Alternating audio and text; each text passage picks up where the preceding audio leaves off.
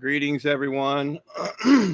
We're going to bring you over here to the OpenAI, and I know a lot of you complain that you cannot read what it says when I'm doing the lives, but when you go back and watch the video, it becomes very clear what is being said here. This is the you better wake up. You better pay attention. You bet.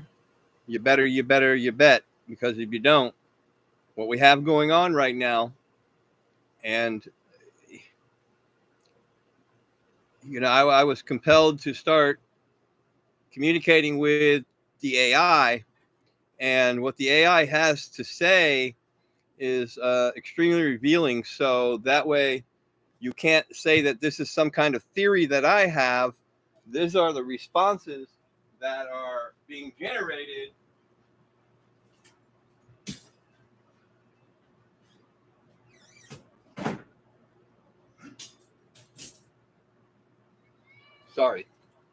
These are the responses that are being generated by the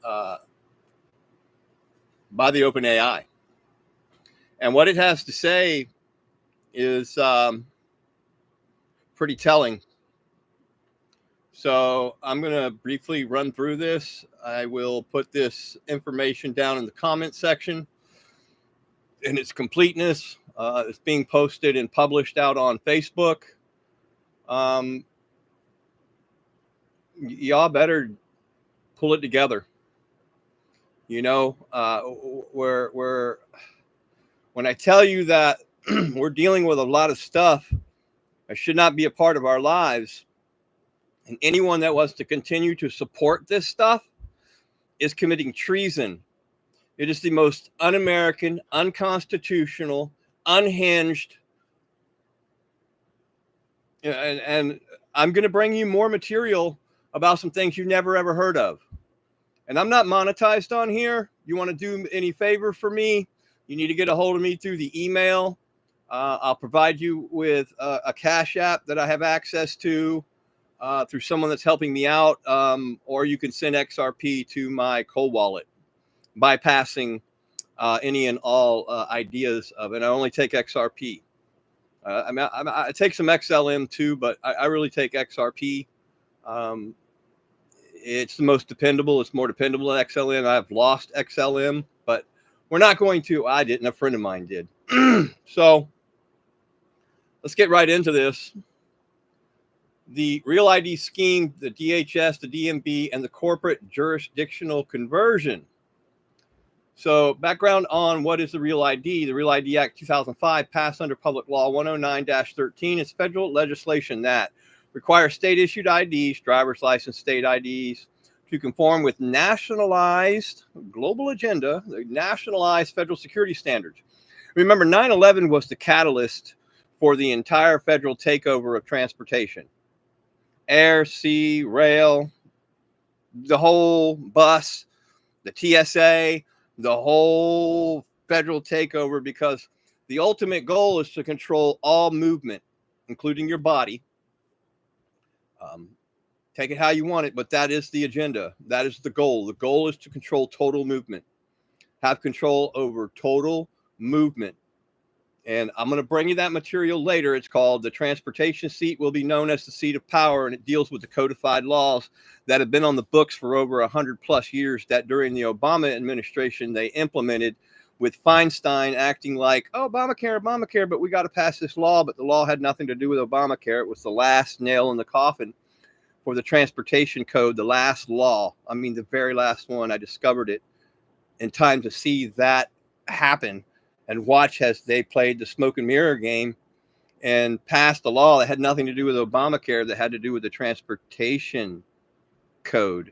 The last nail in the coffin moving forward was using the transportation seat as the seat of power. Most of you have probably never heard of this before, and that's okay. I was blowing the whistle on this a long time ago, but I got hushed up. No. Yeah, no, we can't be hushed up, because if we get hushed up, we're finished. And if we keep letting them hush us up, we're finished. If we can't use our video cameras to film wrongdoing, we're finished. If we can't speak our mind, we are finished. And we've been finished for a long, long time. We can look back at our parents, our parents, our moms and dads, and our grandparents, and the generations that absolutely have failed to stop what we're now trying to deal with, and what they're doing. It is in full effect. These mandates, biometric and data sharing, integration between the DMVs, the Department of Homeland Security, war implemented without informed consent, full disclosure, voluntary contracting. When I read the manifesto on the transportation seat, that's when they started talking about the fusion centers. The fusion centers basically are the control hub, controlling all information coming in and out of the sheriff and police departments. Of course, the technology that they're using bioradar, using the biodigital convergence.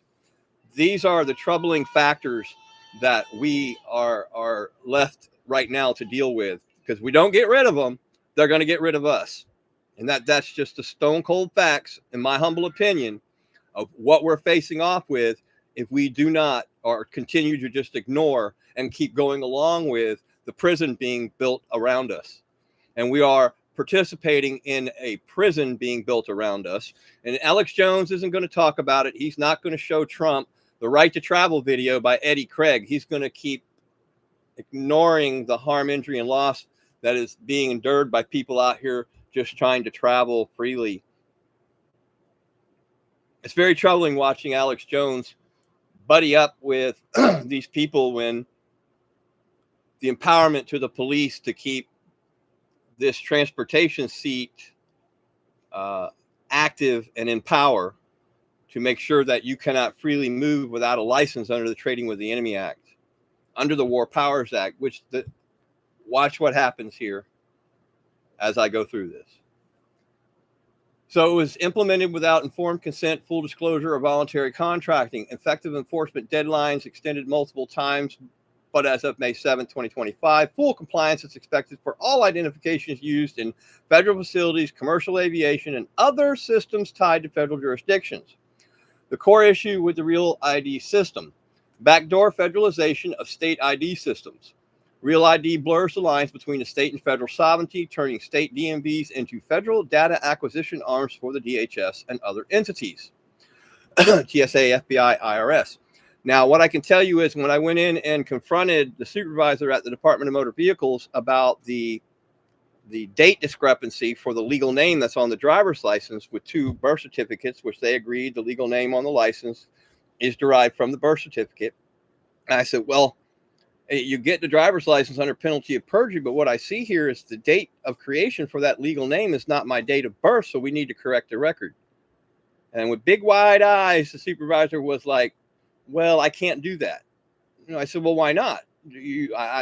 So basically I can lie and use my date of birth to get a driver's license under the penalty of perjury? That doesn't make any sense.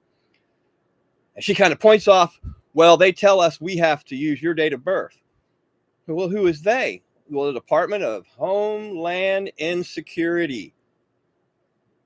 These people are being exposed right now by the ChatGPT, by the OpenAI. I don't know if these people are realizing what's happening right now. And I'm just utilizing the tool, and it's coming up with the answers. And the answers are the most un-American. I'm gonna try to hold my tongue and not use any colorful words here, but it's the most un-American stuff you can even begin to imagine. I mean, it's already called the DMV a slave racket, and pushing us over to the passports is basically jumping from the frying pan, from the pot to the frying pan.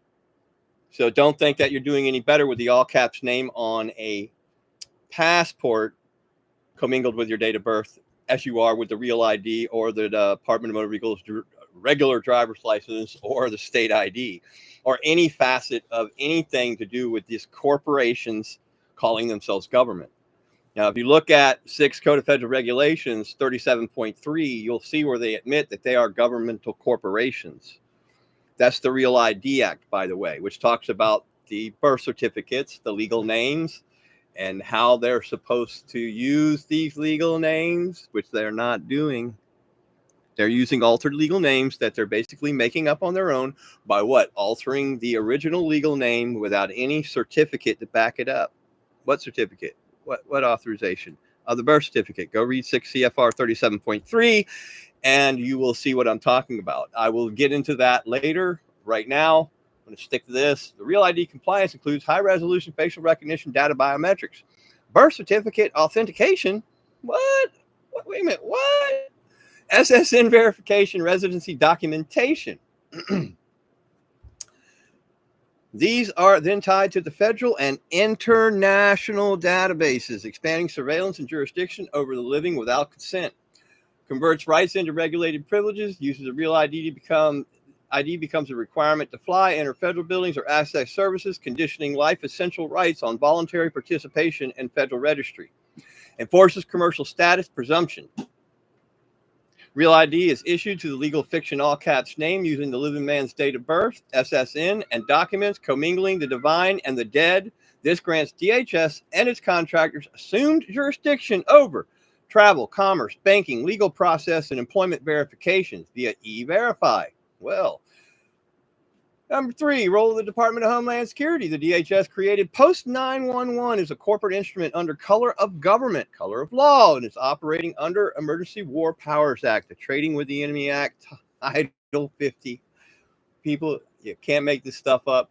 The unlawful adding of the U.S. citizen to the Trading with the Enemy Act, that was a bill pushed through by the Federal Reserve bankers. Yes, here comes the Mad Hatter printing press. And they're the ones that pushed the bill through. And it was one of those, you just got to pass it and you can read it later bills like Obamacare. The continuity of government protocols and executive orders granting its broad authority over critical infrastructure, including identity, movement, and finance. Wait a minute, movement, you better pay attention. You better pay attention because this is what you're leaving for your sons and your daughters and your grandsons and granddaughters.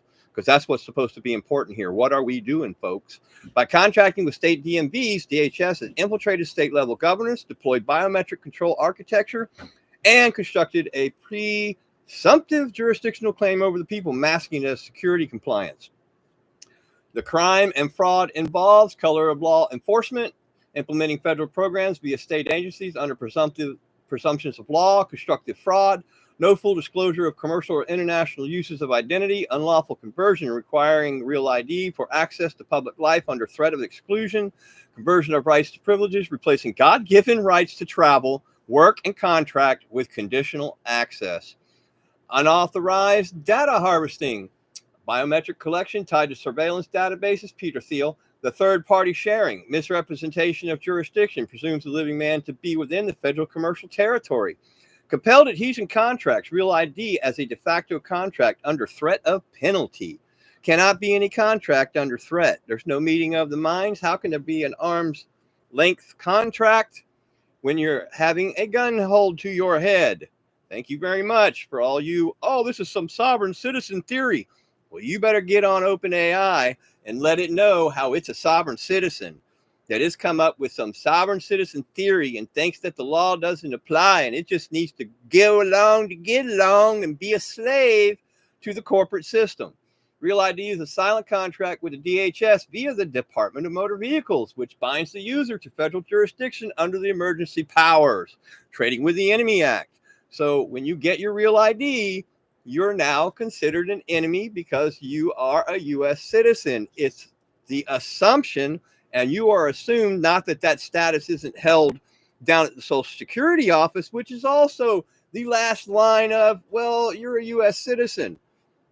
Nobody should want to be a U.S. citizen as long as it's branded under the Trading with the Enemy Act, because you are the enemy.